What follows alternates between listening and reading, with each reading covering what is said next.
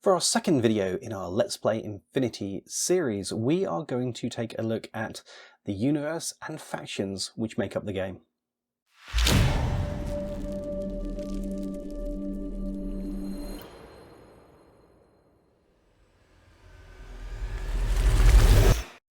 Welcome to the Infinity Institute from the Dice Gods. My name is Hydra, and in this series we're going to get you going with the basics of Infinity N5. In this, the second video in the series, we're going to look at the basics of the lore and then take a whirlwind look at the factions within the game. Why a quick look? Because there are 38 factions and sub-factions in this game, and there are channels out there who have already done this in detail. So today, we're giving you the basics and an idea of how each faction works in the broad strokes at the very top level. Now, let's start with the setting. 185 years in the future, humanity has made a home among the stars. The human sphere remains divided, with factions, humans and aliens, struggling for power, money and resources. Each faction deploys crack teams of specialist operatives to undertake classified missions and tilt the balance of power in their favour. Humanity is still recovering from war with the alien hegemony and their combined army. Whilst an uneasy truce now exists, it's only a matter of time before the aliens try to crush humanity once again. For now, the aliens have a seat at the heart of human government and a fragile peace exists, at least on the surface. But, far from the core of the sphere, all is not well. On the newly discovered planet of Shinju, the forces of humanity clash, seeking to dominate the planet, taking the resources and newly discovered alien technology for themselves. In Infinity, every faction has its own backstory, playstyles and flavour. Aside from the alien Tohaa, each faction is split into sub-factions called sectorial armies or sectorials. Each sectorial has its own features and options, with some units or loadouts only being available in a single sectorial army. For this video, we're only going to be looking at the main generic faction playstyles. As discussed, there are a lot, so if you'd like us to do a detailed faction review, let us know in the comments and we'll get on to that. Now it's time to introduce the main factions of Infinity. That PanOceania is the dominant force in the human sphere cannot be denied. The only true hyperpower, they have conquered or suppressed all nations who have opposed them. But this is not enough. A hunger for more burns at the heart of PanOceania. More land, more resources, more power. Nowhere is this seen more clearly than in the sprawling PanOceanian military complex, the influence of which is felt in every corner of the human sphere, whether they're welcome there or not. Pano are the gunfighters of the sphere, featuring units able to deploy large volumes of accurate firepower. The force also includes the highest quality heavy infantry, though this comes at the cost of some of the sneakier tricks available to other factions, and they're not always the brightest when it comes to completing missions. From roots set deep in the Far East, Jing is the result of the revolution and evolution of the People's Republic of China and its neighbours. As the Chinese state began to fail, a new party rose, bringing back traditional values and legitimising ancient religions. The party reinstated the emperor, known as the Dragon, before politically annexing neighbouring countries to expand its power base. Jing is now the second largest power in the human sphere, a state of affairs which will not stand. The state empire knows its destiny is to be the greatest state, and it will do anything necessary to achieve its rightful place. By force, financial dominance, or clandestine methods, Jing will control the sphere. A Jing army offers the raw power of heavy armoured troopers with the finesse of camouflage units in one force. This lets Jing commanders forge an army with a mix of catastrophic firepower and devastating ambush assaults. Either tactic alone would be intimidating, but delivered together, few enemies can hope to withstand such an onslaught. Criminals, misfits, miscreants, the dispossessed and the lost, the nomad nation welcomes you all. Centred on their three massive flagships, the three distinct factions of the nomads roam the human sphere, living free and opposing the AI Aleph, which they view as an instrument of the establishment. They are a rebellious and antagonistic people. This has made them the target of a relentless propaganda campaign by the mass media, funded and supported by their powerful enemies in the sphere.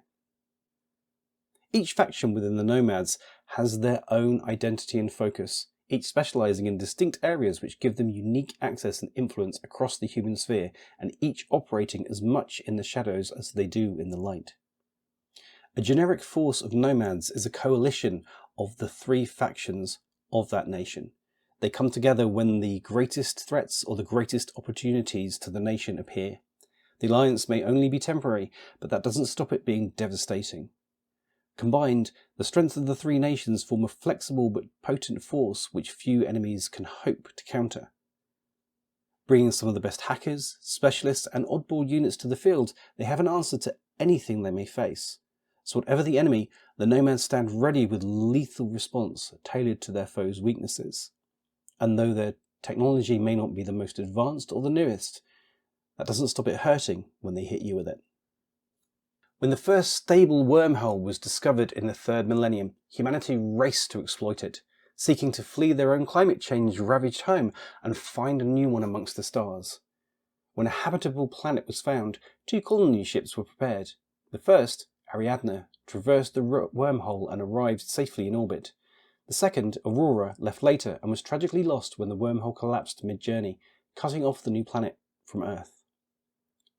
In the years that followed, the new Ariadnan colony was nearly collapsed. Ravaged by internal conflict and attacks from the local antipode population, their very existence was in jeopardy.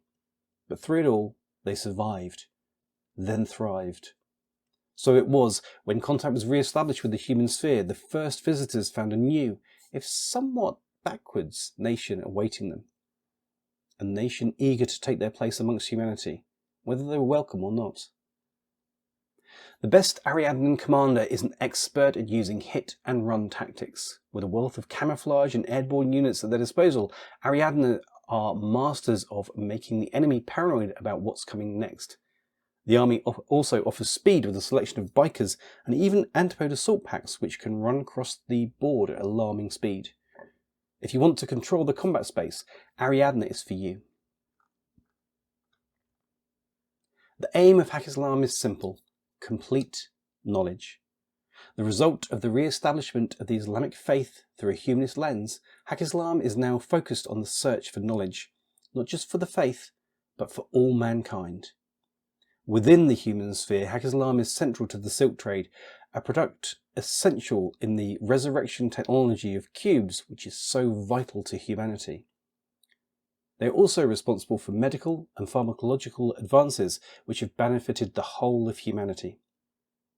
It is the aim of Haqqislam to guide humanity towards complete knowledge and total union with Allah, whether they want it or not.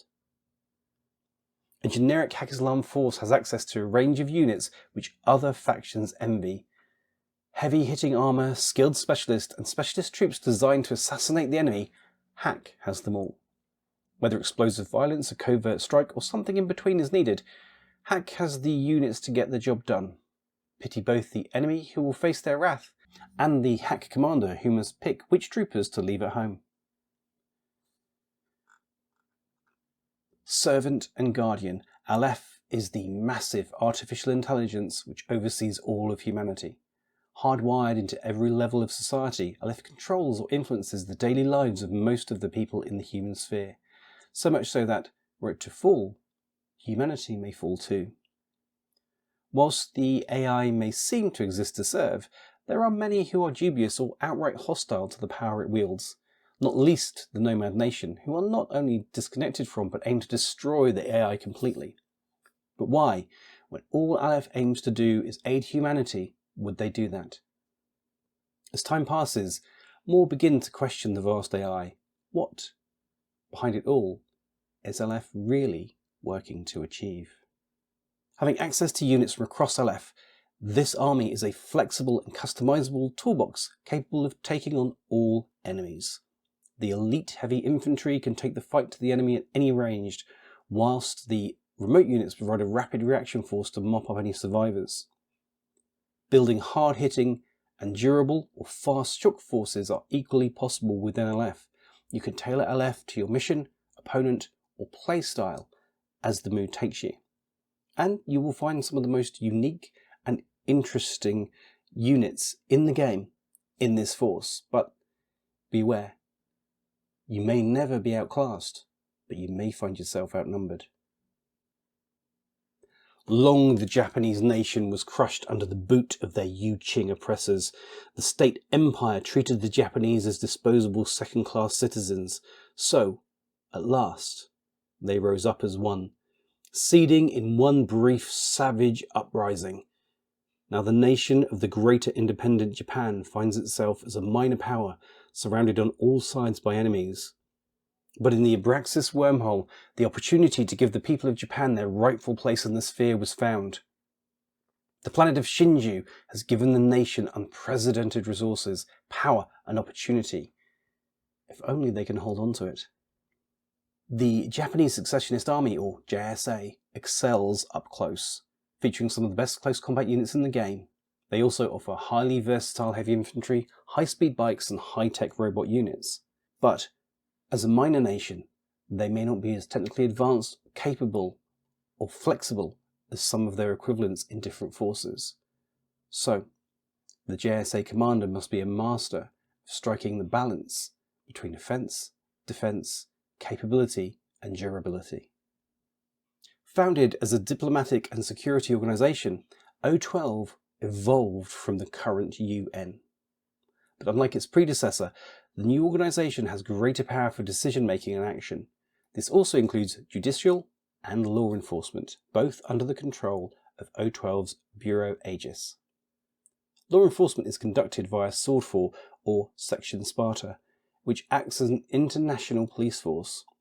Whilst this exists to keep the peace and retain the status quo, Swordfall will, when needed, remind the other powers in the sphere why they should fear and respect O12 in equal measure. An O12 force is flexible and varied, having access to many different types of trooper. This enables them to be highly specialised for the mission or enemy which they are facing, but the units themselves tend to be more expensive than other forces.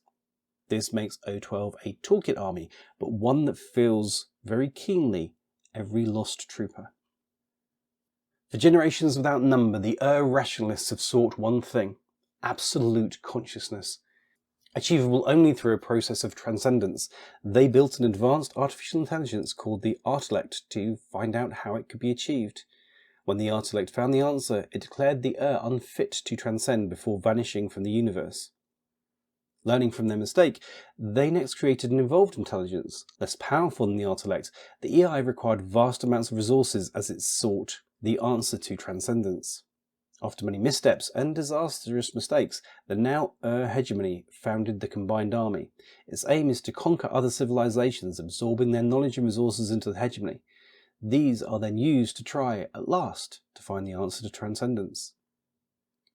The generic form of Combined Army is a toolkit army with a blend of camouflage, direct action and elite trooper options. This can make the Combined Army an overwhelming opponent, with options to deal with any and all threats that the enemy brings to the table. But many of these options are not cheap, so care must be taken to ensure that the loss of a single unit doesn't undo the whole force, and is suitably expensive for the enemy. The Tohaa have been resisting the Combined Army for longer than any other race.